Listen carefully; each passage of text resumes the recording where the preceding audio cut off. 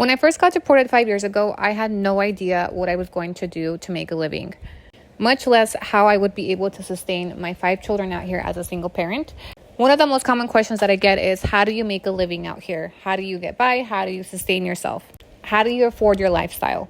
Because a lot of times people look at my content and it's not what you would expect for someone living in Mexico, mainly because America has most of y'all brainwashed to think that the only thing that exists out here is poverty and, cartel.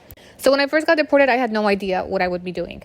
I interviewed at several Mexican companies, and most of the salaries were between $400 to $500 USD, which would not be enough to sustain me and my 5 children. During my employment search, I went on Craigslist.com one day and I was searching for just receptionist work locally when I stumbled across an ad for a US-based company looking for an administrative assistant, which is something that I had experience in before I got deported. Aside from fraud, I me dedicaba a desk jobs, receptionist, that type of shit. Long story short, I was hired by a US-based company based out of San Jose, California as a health insurance broker for small businesses.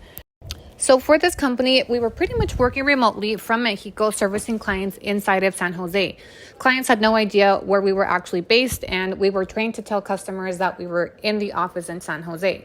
This was the first that I learned about US-based company outsourcing their labor to other countries to be able to pay cheaper labor. So they paid me $9 an hour to start, which was a lot less than I would pay somebody in San Jose, but it was a lot more than I would make at a Mexican company. So it was a win-win situation. Now, not all US-based companies are like that. I know some companies that literally pay like $4 an hour.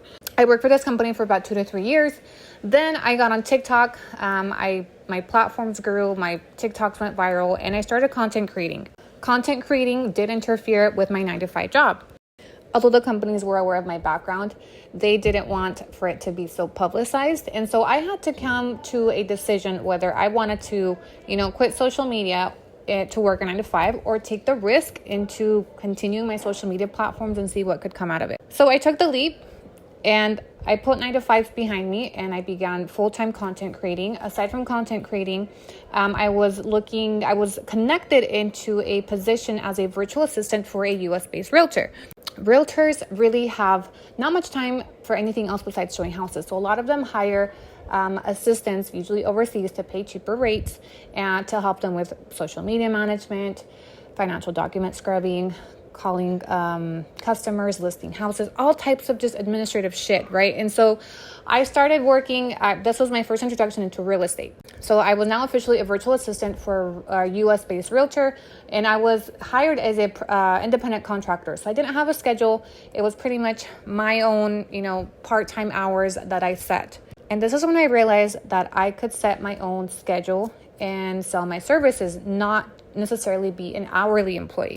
So I transitioned from working for a company 9-to-5 to independent contracting, providing services on my own terms, at my own rates, and I started finding clients through Upwork.com, Facebook, etc. At the same time, I was growing my platforms. So I was doing VA services, content creating, and I slowly got into the world of Starbucks cups, e-commerce, content creating on several different platforms. I learned to edit videos. I learned to build websites. All those services I'm tying into my virtual assisting services as well. I can build a website for me. I can also build it for my clients now.